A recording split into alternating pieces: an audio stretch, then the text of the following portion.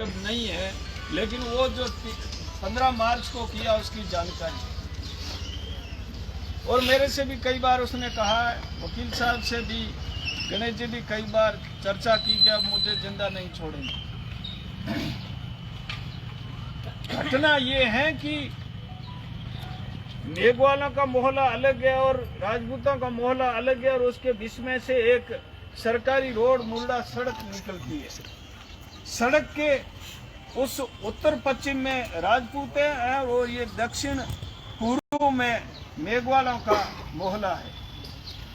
तो इस कोजाराम के घर के आगे थोड़ी बहुत कुछ जगह थी, उसमें उन्होंने लगातार कचरा डालना शुरू किया, औरतों को गालियां निकालना।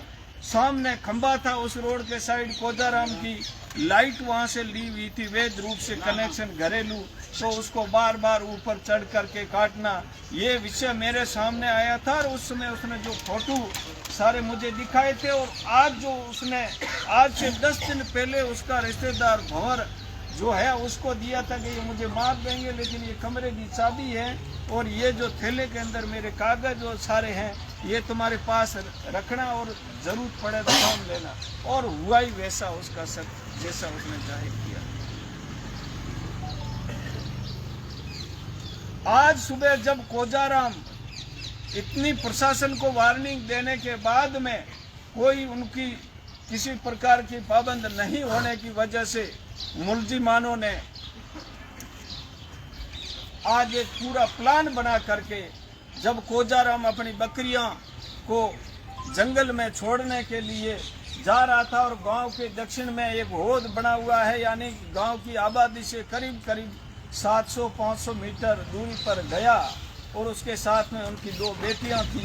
उन बेटियों के साथ वो बकरियों को लेके जा रहा था, और ये जो सारे लोगों ने आकर के घेर लिया, 1 दर्जन से ज़्यादा लोगों ने, और उसके ऊपर सरियों से, धारदार हथियारों से, लाठियों से इतनी निर्मम पिटाई की है कि आप उस डेड बॉडी को देख नहीं सकते।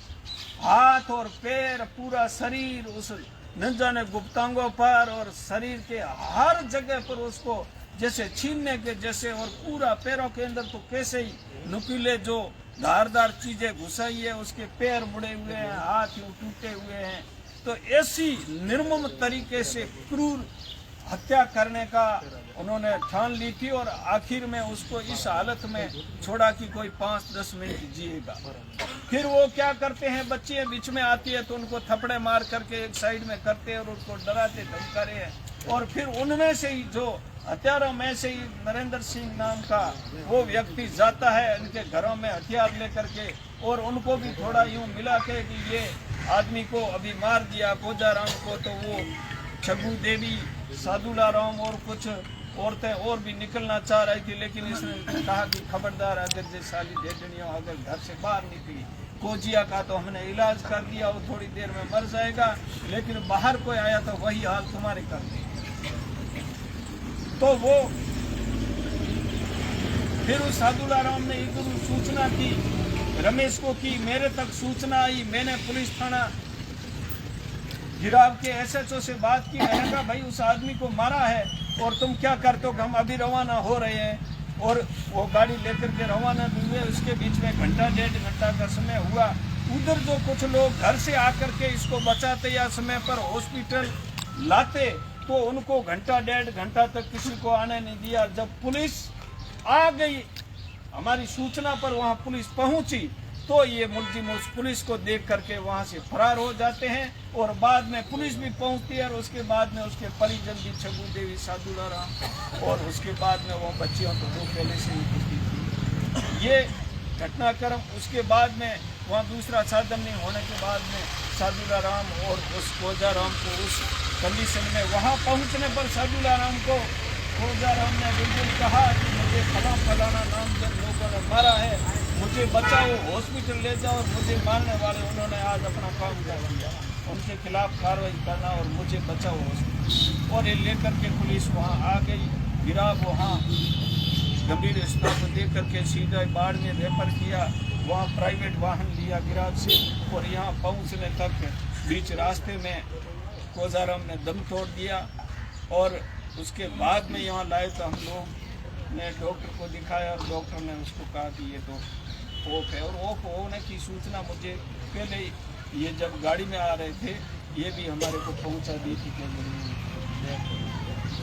तो ये हालात है। अब जो इस बाड़मेर जिले में और पूरे राजस्थान में जिस तरीके से अनुसूचित जाति और जनजाति के लोगों के ऊपर अत्याचारों की बाढ़ आ रही है, कुछ लोग कहते हैं कि सरकार है जो एक नंबर पे काम कर रही है। मैं मानता हूँ बाकी में कर रही है तो अच्छी बात होगी, लेकिन ये दलितों पर अत्याचार के मामले में सरकार एक नंबर पे है। इस चीज से इनकी पीठ थपथाना चाहते बिल्कुल ये इस मामले में एक नंबर। और मैं सभी जो मानवतावादी लोग हैं उनसे अपील करना चाहता हूं कि इस खोजाराम के माँ है न बाप है, 4 बच्चियों नाबालिग है, एक बच्चा शायद 18 की उम्र का, एक बिल्कुल 4 साल की उम्र का। ऐसी स्थिति में उसके परिवार को संबल देने के लिए जिस प्रकार से जो विभिन्न संगठन आए थे 15 में सहयोग के लिए, उन्हीं लोगों से मैं अभी भी अपील करता हूं कि मेहरबानी करके इस गरीब के नाबालिग 6 बच्चों के न्याय दिलाने के लिए भी आगे आए। और ये बीपीएल भी था, न जाने क्या कहें। ऐसी निर्मम हत्या करने वाले लोगों को गिरफ्तार किया जाना चाहिए। और बाकी जो हमारे SC ST और तमाम दूसरे भी मानवतावादी लोग आए हैं, हमारे जैसलमेर से हमारी पूर्व प्रमुख बहन अंजना जी भी आई है, छात्र नेता शाहनाज जी आई यहाँ, और आजाद सिंह सहित और भी मानवतावादी लोग होंगे। उन सभी से मेरी अपील है कि कृपया इस परिवार को न्याय दिलाने और जिन लोगों ने ये कृत्य किया है, अपराध किया है, उन लोगों को जल्दी से जल्दी कैसे सजा हो, इस बारे में हम सब लोगों को एक होकर के कल की तारीख में सभी लोगों से मैं अपील करना चाहूँगा कि आप मेहरबानी करके जो आदमी जिंदा है, जो चल सकता है, वो कल यहाँ आना चाहिए। एक बात और मैं कहना चाहता हूँ कि कोई भी किसी जाति समुदाय नहीं, अपराधी की कोई जात नहीं होती है। जो अपराधी हैं वो इसका अंजाम भुगतेंगे, लेकिन हमें किसी जाति पर, किसी धर्म पर, किसी पर टिप्पणी नहीं करनी है। इस बात का संयम सभी बना के रखें। हम लोगों का एक ही उद्देश्य होना चाहिए कि जिन लोगों ने इस खोजाराम की जान ली है, उन लोगों को उसके किए की सजा मिलनी चाहिए। और हम सभी लोग मिल करके अब हमारा जो ज्ञापन तैयार करेंगे, उस ज्ञापन में क्या हमारी मांग होनी चाहिए, ये सारे लोगों की मैं राय लेकर के उसके बाद में कुछ बता पाऊंगा। मीडिया के बंधुओं से भी आप लोगों ने जब बाड़मेर में जुल्म हुआ है तो आप लोगों ने बिल्कुल निष्पक्ष होकर के गरीब और पीड़ित को न्याय दिलाया है। अभी भी आपसे मेरी ये उम्मीद रहेगी कि आप इस बात को, जायज बात को, जहाँ जिस प्लेटफॉर्म पे इलेक्ट्रॉनिक प्रिंट जहाँ है उस पर उठाइए और इस गरीब के बच्चों को न्याय दिलाने में सहयोग करें। और हमारे जो सारे लोग हैं इस परिवार को न्याय दिलाने के लिए आए हैं, उन सभी लोगों से मेरा निवेदन है कि अभी रात को मैं खुद भी यहाँ सोऊंगा, और आप में से जो लोग यहाँ रुकना चाहें इन दुखी परिवार के लोगों के साथ रुकें। बाकी वाले जो भी घर जाएंगे रात को देर, वो लोग सुबह और रात भर सारे लोग जो इसको न्याय दिलाने की ज़्यादा से ज़्यादा संख्या में। और एक चीज़ और है कि हमारा आंदोलन हमेशा अहिंसक रहता है। हम कोई नारेबाजी नहीं करते हैं, हम कोई रोड रोकने का काम नहीं करते हैं। हम बिल्कुल अहिंसक रूप से अपना जो है काम है वो करेंगे और इस परिवार को न्याय दिलाएंगे। पुनः आप सभी यहाँ आए हैं, वो सभी अब किसी और सुबह का टाइम क्या है, सुबह जो जितने नजदीक है या आसपास के लोग हैं 8 बजे 9 बजे और 10 बजे तक तो हमें किसी भी सूरत में इस पंडाल के नीचे सबको आना है। ये सभी आप लोगों से मेरा निवेदन और अपील रहेगी। धन्यवाद।